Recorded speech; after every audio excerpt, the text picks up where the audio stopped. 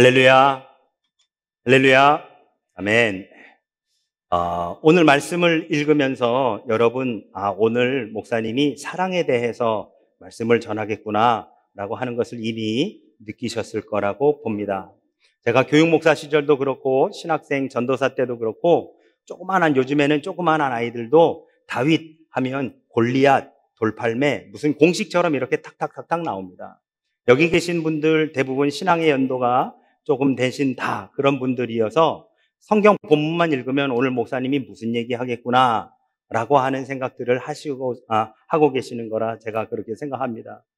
네, 오늘 여러분 말씀을 함께 읽은 것처럼 오늘 사랑에 대한 이야기를 함께 나눠보고자 합니다. 그런데 여러분, 5월은 가정의 달이잖아요. 우리 가정 안에서 함께 사랑함이 어떻게 보면 굉장히 당연한 것입니다. 예수님 뭐라 하셨냐면 함께 서로 가족끼리 친한 사람들끼리 사랑하는 건 누가 못하겠냐. 원수를 사랑해야 그게 진짜 사랑이지 라고 그렇게 말씀하셨지요. 오늘 우리 그것에 대해서 함께 나눠보려고 합니다. 한국에서 해마다 연말이 되면 TV에 그 시상식들이 굉장히 많이 나오죠. 연기대상, 연예대상, 가요대상 등등 해가지고 한 해 동안 그 수고한 모든 그러한 사람들을 격려하는 그러한 자리를 갖곤 합니다. 그런데 때로는 누가 어떤 상을 받는지에 대해서도 관심을 많이 갖기는 하지만 때로는요, 그들이 나와서 수상소감을 발표할 때 저 사람 크리스찬이었어 라고 하는 것을 알게 되는 경우도 종종 있지요.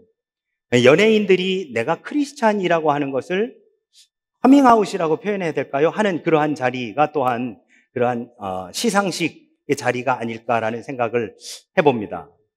저도 그 시상식을 보면서 때론 아니 저 사람도 예수 믿었어 라고 하는, 죄송하지만 그 이전까지는 전혀 그렇게 생각 못했던 그렇게 이미지가 그랬던 사람들이 나와서 하나님께 영광을 올려드립니다 라고 하는 그러한 이야기를 하면서 때론 깜짝 놀래곤 하는데요.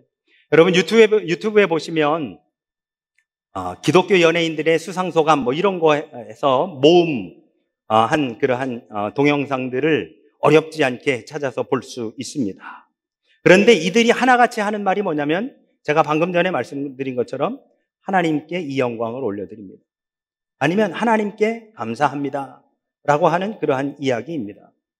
배우든 가수든 운동선수든 그들이 상을 받는 것은 성실하게 노력하고 훈련한 뒤에 얻는 영광입니다. 엄청난 노력 끝에 좋은 결과를 얻은 사람들에게 세상은 환호를 보내며 그들을 인정해 줍니다. 그리고 그들이 그 많은 상을 받을 만한 자격이 있다라고 해서 박수 쳐주곤 합니다. 또 그것은 그들에게 큰 영광이 되어지지요. 그래서 상패나 트로피 혹은 메달이 그들에게 있어서 큰 기쁨이고 심지어는 그것을 오래오래 남겨두어 자녀에게 물려주기도 합니다. 저도 초등학교 내내 웅변을 했더랬습니다.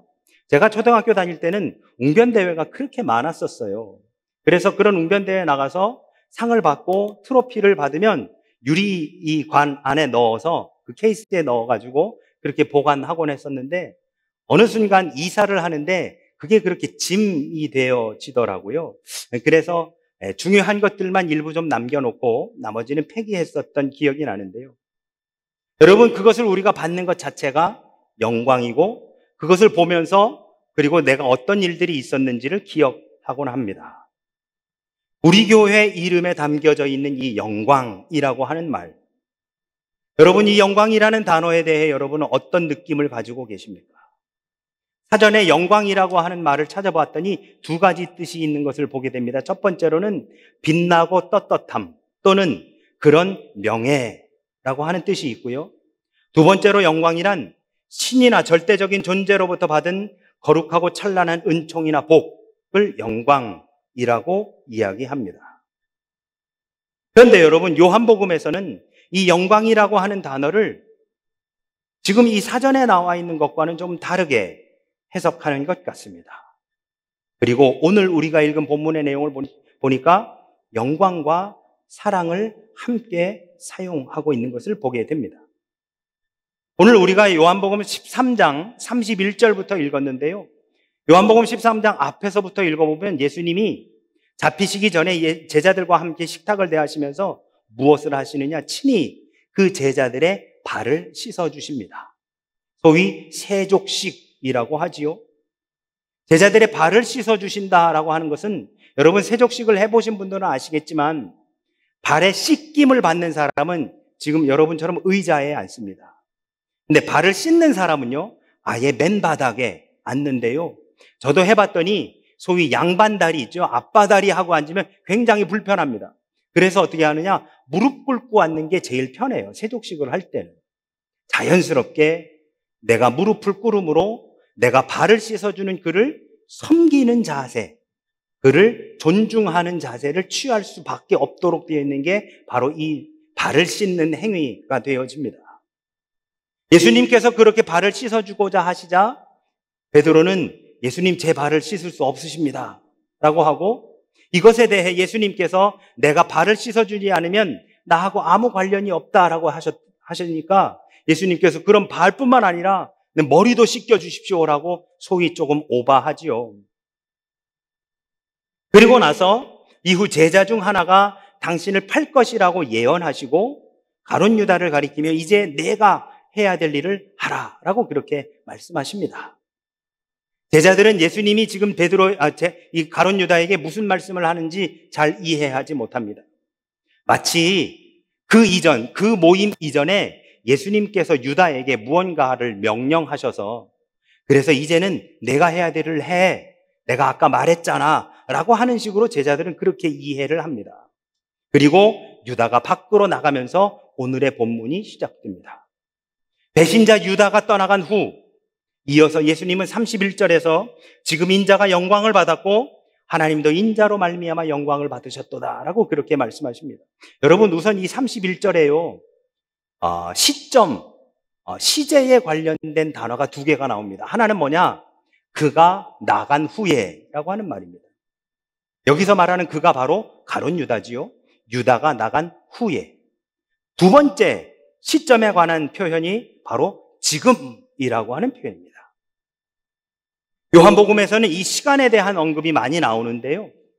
여러분 이 시간에 대한 언급이 제일 먼저 어디서 나오느냐?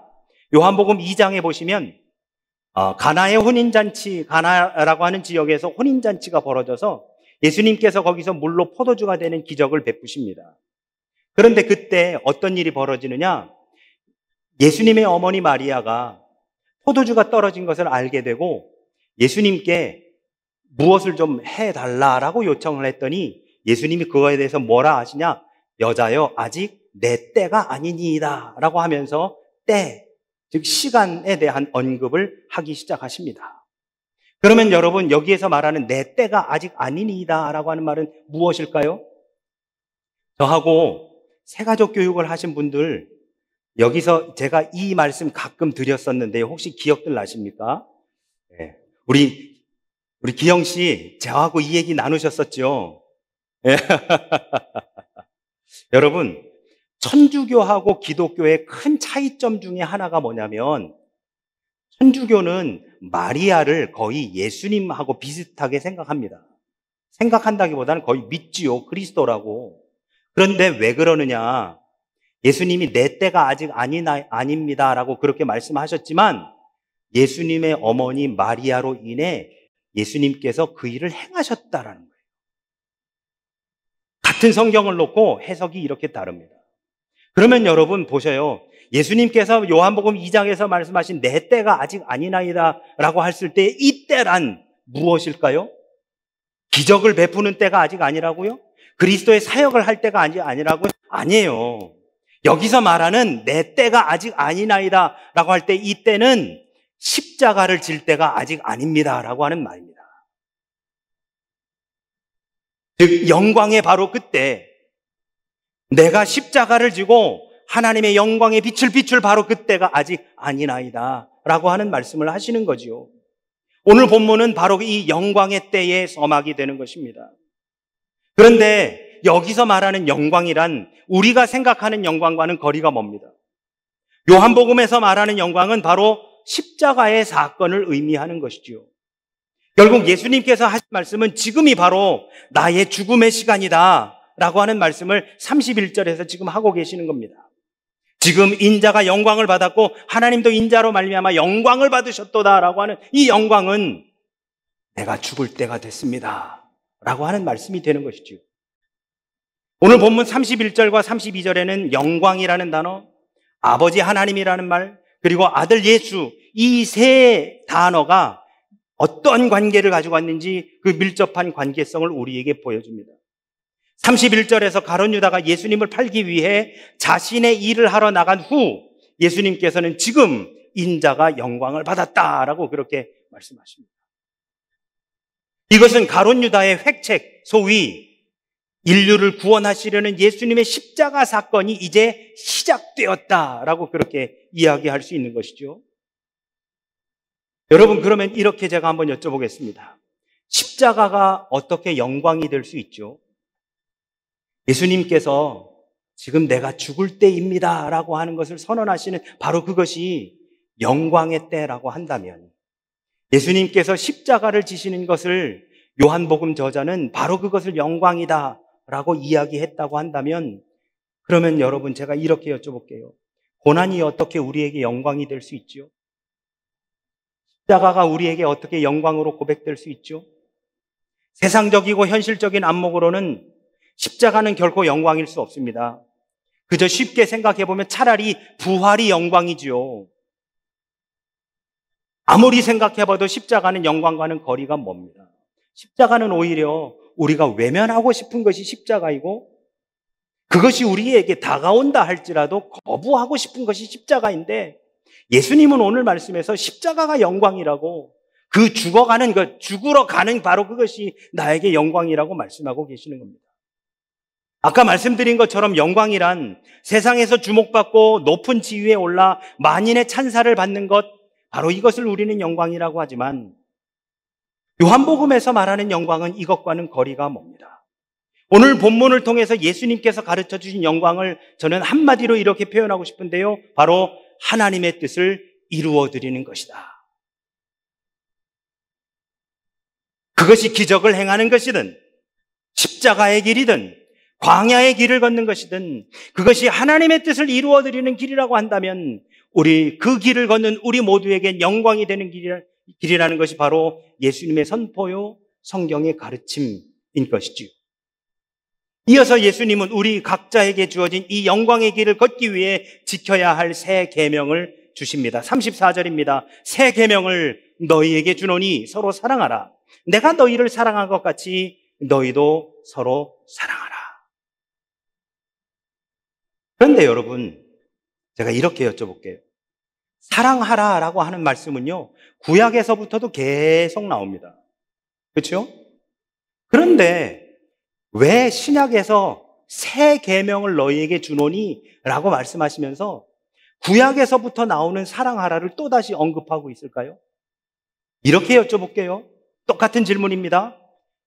아니, 사랑은 여태까지 나왔던 얘기인데 왜 이걸 새 계명이라고 표현하셨을까? 구약에서부터 계속해서 사랑이라는 말씀을 하셨는데 왜 예수님은 이것을 굳이 새 계명을 너희에게 준다고 말씀하셨을까?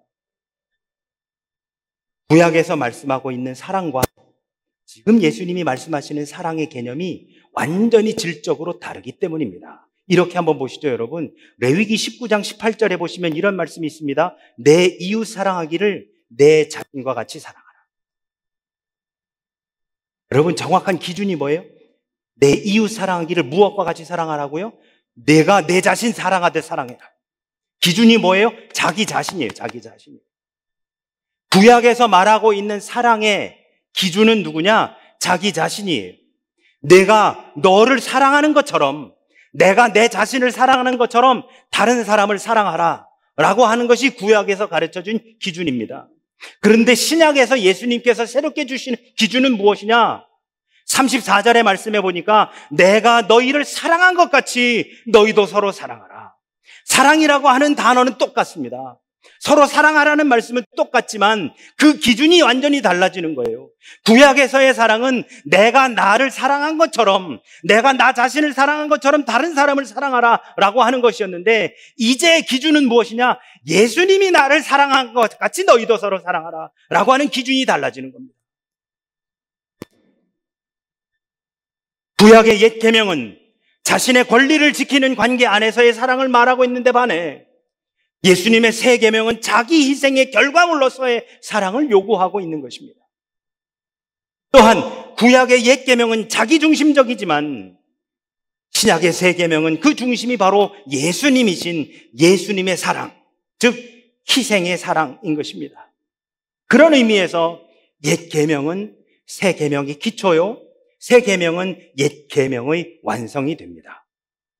그러므로 레위기 19장 18절에 내 이웃을 사랑하기를 내 자신과 같이 사랑하라고 하신 이 율법을 지키지 못하는 사람은 오늘 본문 34절에 내가 너희를 사랑한 것 같이 너희도 서로 사랑하라는 예수님의 계명을 지킬 수가 없는 것이지요. 왜? 예수님께서는 마태복음 5장 17절에서 내가 율법이나 선지자를 폐하러 온 줄로 생각하지 말라, 폐하러 온 것이 아니라 완성하러 왔노라 라고 말씀하셨기 때문입니다. 그렇기 때문에 구약에서 말씀하고 있는 그 사랑, 내가 기준이 되어 내가 나 자신을 사랑한 것 같이 다른 사람을 사랑하라는 그 말씀이 기초가 되어 예수님이 새로운 계명으로 이 사랑을 완성해 주셨다라고 하는 겁니다. 그게 뭐예요? 십자가의 사랑입니다.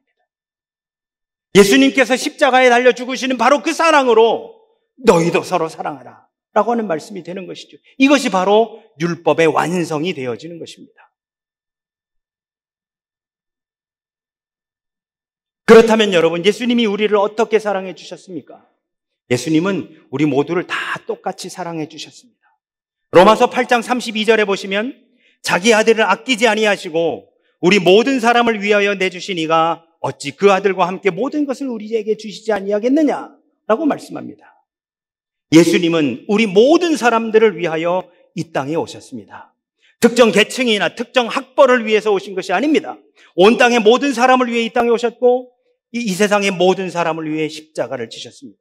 예수님은 우리 모두를 똑같이 사랑해 주십니다. 믿으십니까? 제가 미국에 있을 때 땡스기빙이면 저희 형님 집에 가서 한 일주일 정도 머물러 드렸습니다. 그때 당시 저는 미 동북부 저 위쪽에 커네티컷이라고 하는 곳에 살았고요. 저희 형님은 텍사스에 살았습니다.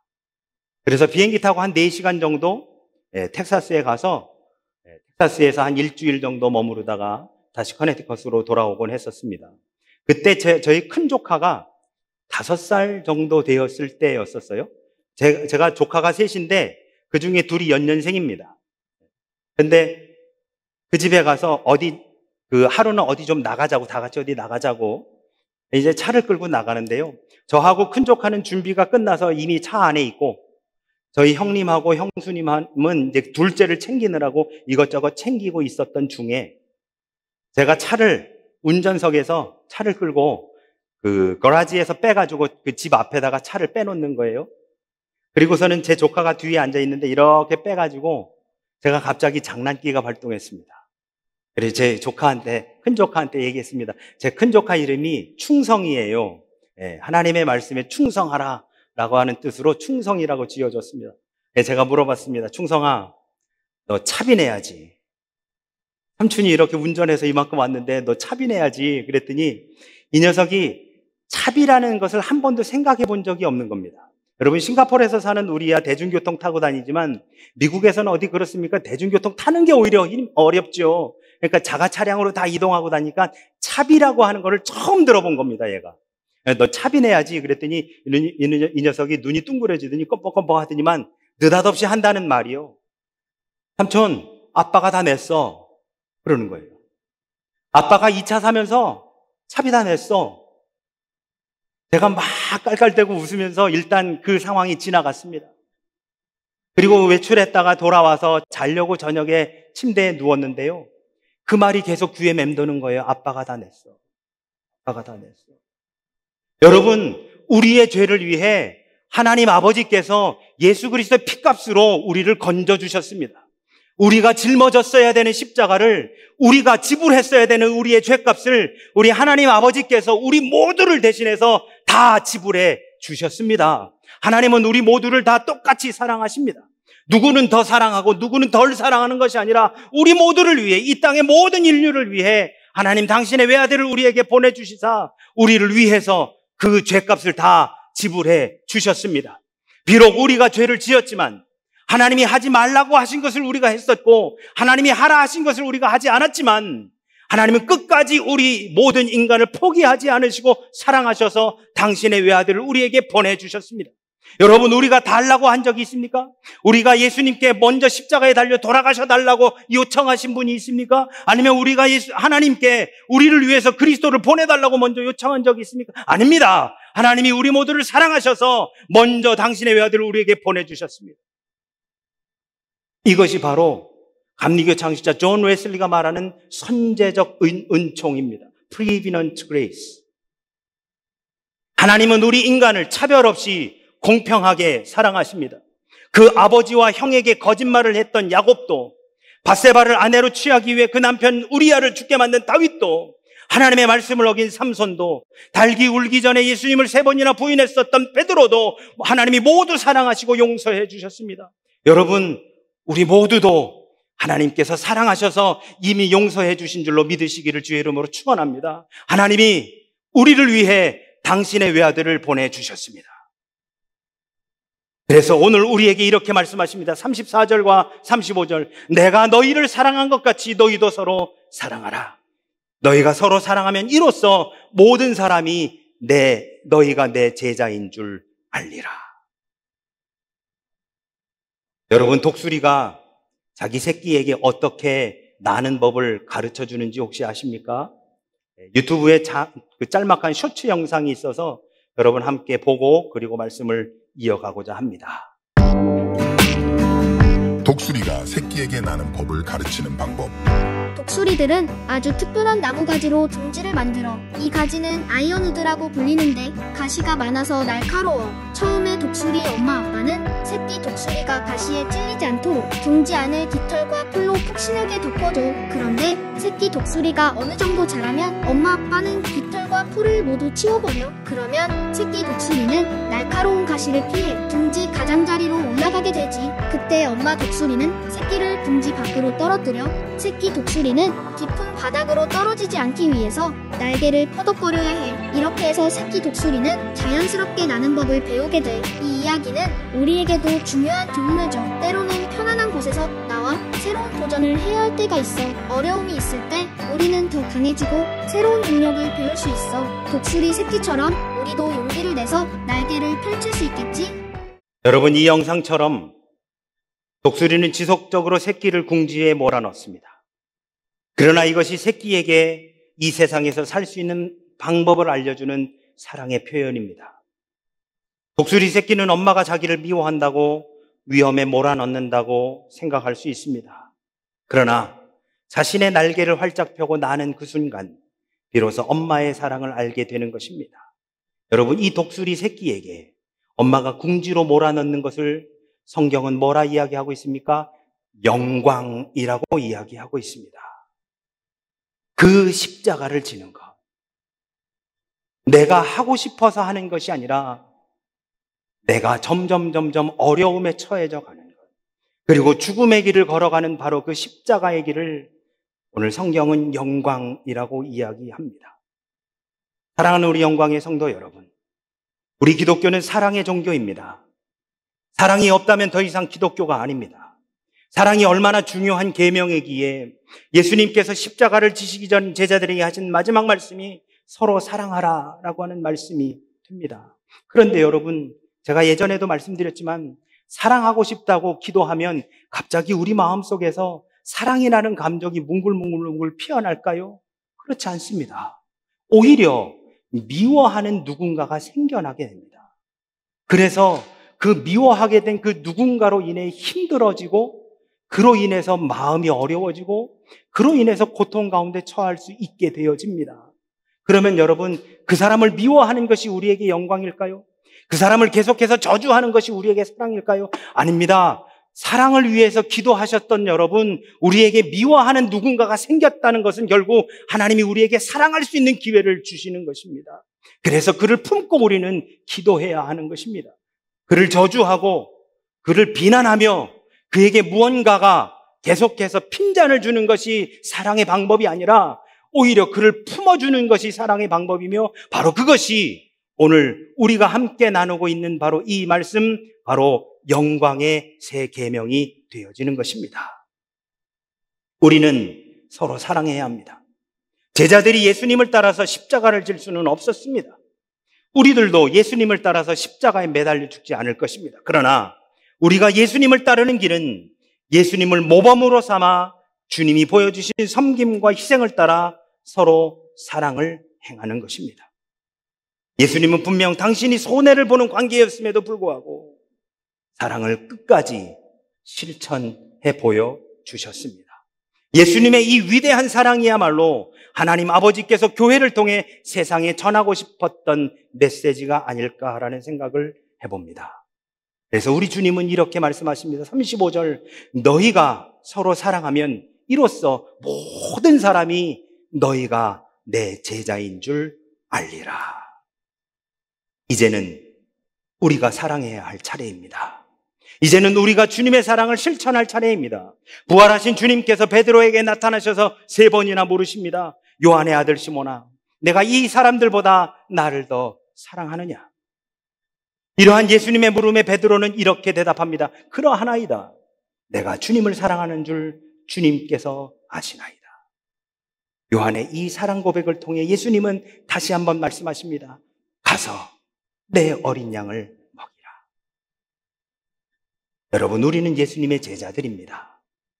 예수님께서 우리에게 주신 계명이 바로 서로 사랑하는 것입니다. 내가 너희를 사랑한 것 같이 너희도 서로 사랑하라. 이전에는 내가 나를 사랑하는 것처럼 이웃을 사랑했었다면, 이제는 예수님이 나를 사랑하신 것처럼, 예수님이 우리를 사랑하신 것처럼 이제 우리가 서로 사랑하며 나아가야 합니다. 배신을 당할 것 같을지라도, 손해볼 것 같을지라도, 심지어 나를 버릴 것을 안다 할지라도 끝까지 사랑하는 것, 오늘 우리에게 보여주신 예수님의 이 사랑처럼 포기하지 말고 끝까지 우리 주변의 이웃들, 아니 내 마음속에 오히려 미움이 생긴 바로 그 사람을 위해 기도하며 사랑으로 품어주는 것, 이것이 바로 오늘 우리 주님이 우리에게 말씀하고 계신 것인 줄로 믿습니다.